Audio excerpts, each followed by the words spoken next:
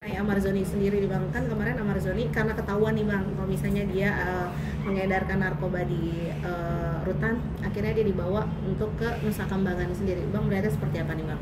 Oke, selamat siang. Saya Dr. Firman Chandra, saya advokat, lawyer, dan dosen di Magister Ilmu Hukum Unmul Banten. Kasus kalau saya lihat sudah bergeser. Ini public figure dengan inisial AZ yang tadinya sedang menjalani sebuah hukuman karena pasal yang masuk adalah pasal pengguna, pasal 127 di Undang-Undang Nomor 35 Tahun 2009 tentang narkotika, dan ada dugaan akan bebas di bulan November. Tiba-tiba di sebuah lapas tersebut ada sidak inspeksi mendadak dari entah Karutan, Kalapas, atau KPLP, Kepala Pengamanan Lapas tersebut, atau mungkin dicek tuh biasa HP dan lain-lain. Dapatlah sebuah transaksi yang kita sebut barang haram, dan peredarannya di dalam internal tahanan tersebut. Berarti ada dugaan ini organisasi yang masif yang bisa mengedarkan di dalam lapas atau rutan tersebut. Karena kalau sudah masuk, barang siapa memiliki kewenangan menyimpan dan mengedarkan serta menjual belikan barang haram, baik itu sabu, kemudian narkotika jenis lainnya termasuk ganja, kokain, itu akan dilihat lagi beratnya. Kalau beratnya di atas 5 gram, itu masuknya di ayat 2-nya. Jadi di pasal 113, pasal 112, pasal 114. Karena esensi dari Undang-Undang Tindak Pidana Narkotika ini sebenarnya cuma 3. Pertama, pemakai. Kedua, pemakai itu di pasal 127. Kedua adalah pemakai namun nilainya banyak beratnya. Dan yang ketiga adalah penjual atau bandar di situ. Kalau sudah masuk ayat 2 di atas 5 gram, potensi hukumannya adalah pidana mati. Kenapa? Karena mengulangi terus-menerus. Kecuali mengulangi terus-menerus hanya sebagai pengguna. Kalau sebagai pengguna, menurut mantan Ketua BNN Komjen Anang Iskandar, pengguna itu sakit, dan itu harusnya masuk di pasal 127 semuanya, direhab. Namun kalau ada bukti transaksi menjual, ada uang masuk, berarti sudah kategorinya adalah bandar.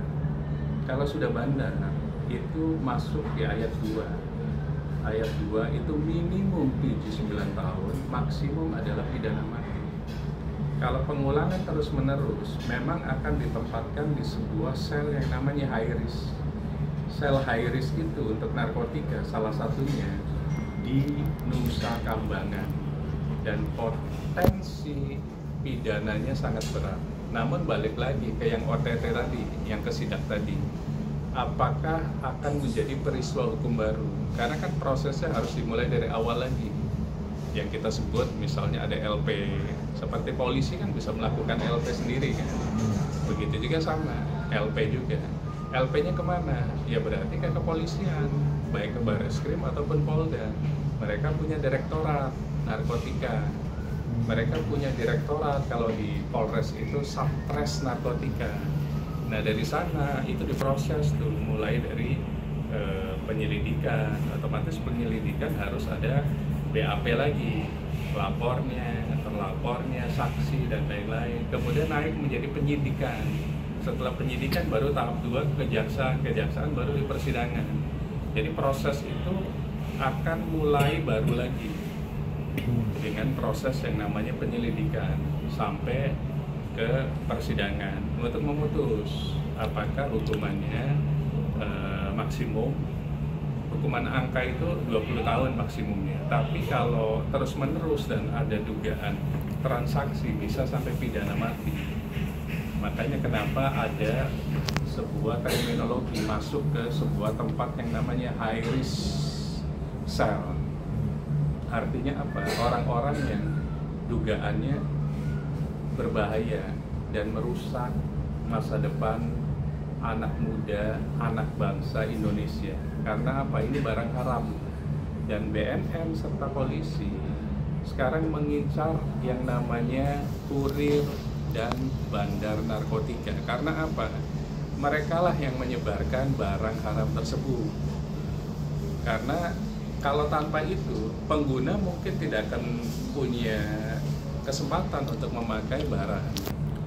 Makanya sekarang diincar oleh polisi, narkotika, dan BNN adalah bandar, kurir, dan penjual narkotika. Pak, mungkin ini kan kemarin Amarzoni kan dipindahkan ke Nusa Kambangan.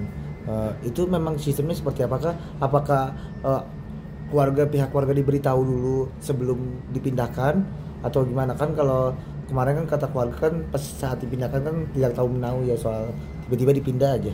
Secara hukum ada pemberitahuan seperti layaknya seseorang dijadikan tersangka. Biasa ada satu surat tuh yang dikirimkan keluarga. Dan sejatinya sudah dikirimkan mungkin surat tersebut. Terlepas misalnya surat itu belum diterima atau enggak, tapi secara hukum harus diberitahukan ke keluarga atau ahli warisnya. Setelah itu baru apa perihalnya, pemindahan warga binaan dari sebuah tempat ke tempat lain. Itu biasa ada di situ, dipindahkannya kapan. Kemudian sampai di tempat baru kapan, dan itu ada mapenaling lagi. Masa pengenalan lingkungan selama 15 hari. Jadi keluarga nggak boleh menjenguk di rutan atau di lapas manapun karena ada mapenaling. Tetap itu pasti sudah diinfokan. Nah, terkait definisi high risk sel itu ya berarti sel yang betul-betul ketat. Bisa jadi sel ini sel yang sendirian supaya tidak bisa ada atau terkontaminasi oleh hal-hal lainnya atau orang lainnya. Jadi betul-betul sel ini tidak mungkin dia bebas berkeliaran kemana-mana, tidak mungkin bisa menjadi tamping. Masalah berapa lama di high risk cell itu adalah kewenangan dari penyidik nanti, kewenangan dari Kalapas atau KPLP dari lapas tersebut. Apalagi Nusa Kambangan, kita ingat bahwa itu adalah lapas yang betul-betul paling ketat se-Indonesia. Kira-kira gitu, persis kayak di Amerikanya tuh ada tuh Guantanamo atau apa tuh, ada lapas yang betul-betul tidak bisa dimasuki oleh orang lain, tidak bisa dimasuki oleh sistem lain, jadi betul-betul kuat gitu. Persis kayak di film kira-kira gitu. Jadi ini sebenarnya untuk efek jerah kalau menurut saya. Goal akhirnya adalah efek jerah bahwa narkotika adalah musuh bersama. Di Indonesia musuh bersama adalah bandar, kurir, dan penjual.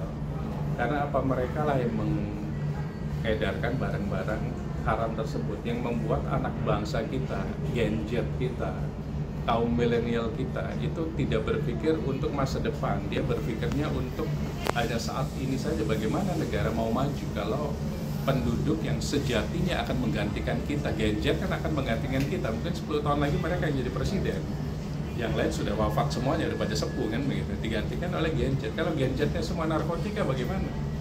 Nah, disinilah peran dari lembaga yang namanya kepolisian, BNN, Satres Narkotika, Direktorat Narkotika untuk memberantas sampai habis siapapun pengedar, penjual, karena mereka lah yang merusak anak bangsa kita.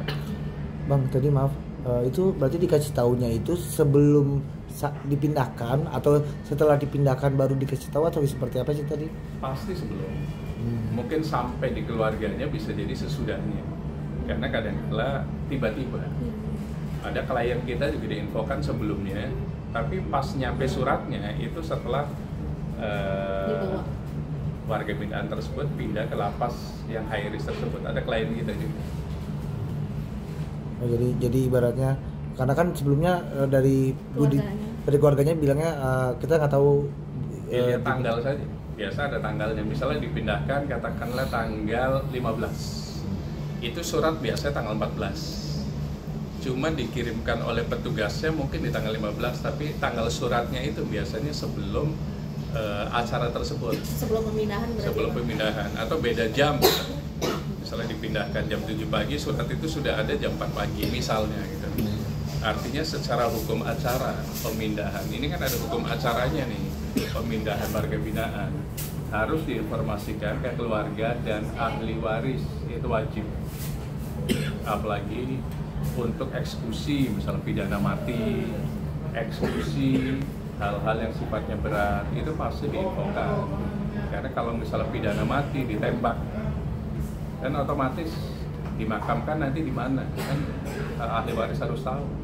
Nah, itulah fungsi dari pemindahan. Nah, pemindahannya untuk apa? Kita tunggu. Apakah hanya untuk mengisolat saja atau untuk supaya ada efek jerah tadi? Nah, itu pasti nanti ada info lanjutan dari